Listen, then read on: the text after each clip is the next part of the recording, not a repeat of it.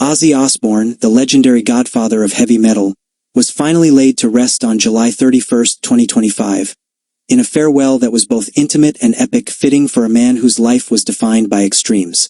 As the world mourned the loss of the Prince of Darkness, his final journey blended public spectacle with private devotion, just as he had lived. Loud on stage, loving at home, unapologetically human. In the days following his death on July 28, tributes had poured in from every corner of the globe. Yet it was his hometown of Birmingham, England, that gave Ozzy one last salute in the most heartfelt way. Before his private burial, a public procession was held through the city streets, and thousands of devoted fans showed up to say goodbye. People of all ages, many clad in Black Sabbath shirts, leather jackets and heavy eyeliner, lined the roads, holding up signs, candles, and even miniature bats in honor of his infamous stage antics. As the black hearse carrying his casket slowly rolled past, waves of emotion swept through the crowds. Some wept, others sang "Crazy Train" at the top of their lungs. Some simply stood in silence, clutching photos and records, honoring the man who gave voice to the misfits of the world. The procession was organized with precision but allowed space for raw feeling.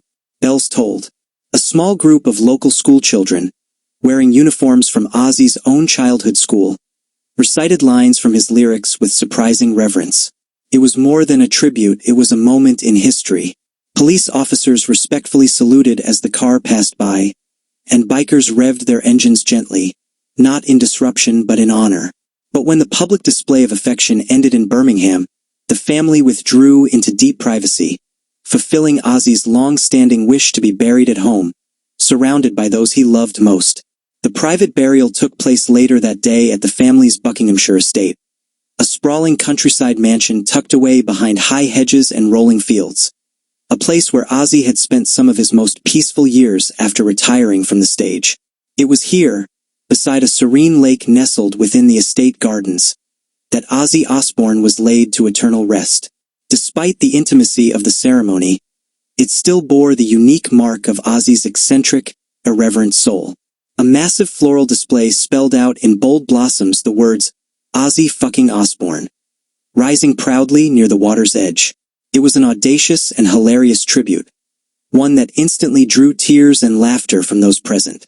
A friend whispered, "Only Ozzy could get away with that on his tomb," and everyone agreed. Attendees were few but significant. Sharon Osbourne, his lifelong partner, stood at the heart of the ceremony, holding steady beside their children, Jack, Kelly, and Amy, each of whom delivered moving personal tributes. Jack remembered his father's dual nature, the unfiltered rock legend and the tender, mischievous dad who once glued a rubber spider to the ceiling just to hear his daughter scream. Kelly, with tears rolling down her cheeks, thanked her father for never letting fame drown out family. Amy, always the quietest of the three, simply said, "He was ours. No matter who the world thought he was just Dad." Some of Ozzy's closest friends and collaborators attended in silence, with no press, no paparazzi, just private pain and memories shared. Tony Iommi and Geezer Butler, his Black Sabbath bandmates, stood close to Sharon, heads lowered, arms folded in solemn tribute. Guitarist Zakk Wylde, with eyes red from crying, placed a custom guitar pick into Ozzy's casket before it was sealed. Fellow musicians including Slash, Alice Cooper, and Rob Zombie were there, not as celebrities but as grieving brothers in rock. Ozzy's casket was made of dark mahogany, detailed with subtle silver Gothic crosses and bat-shaped engravings. He was dressed in a custom black velvet suit, wearing his round signature glasses, a silver crucifix across his chest, and black boots polished to perfection.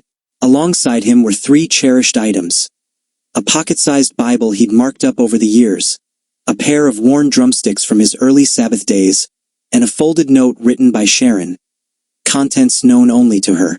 As the casket was gently lowered beside the lake, a string quartet played soft renditions of Dreamer and Mama, I'm Coming Home.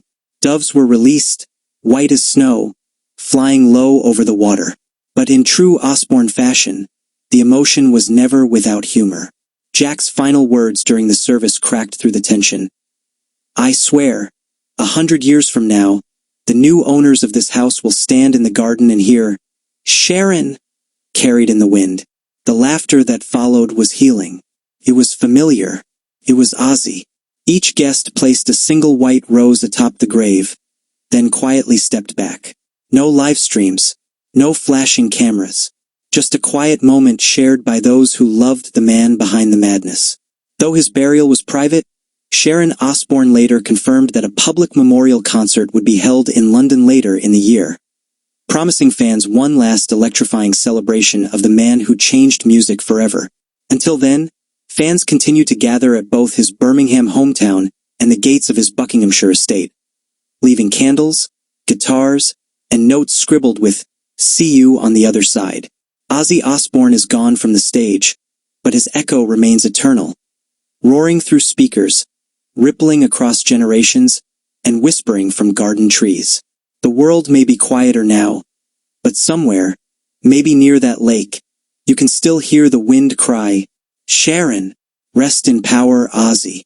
Darkness never dies, it just turns up the volume in heaven.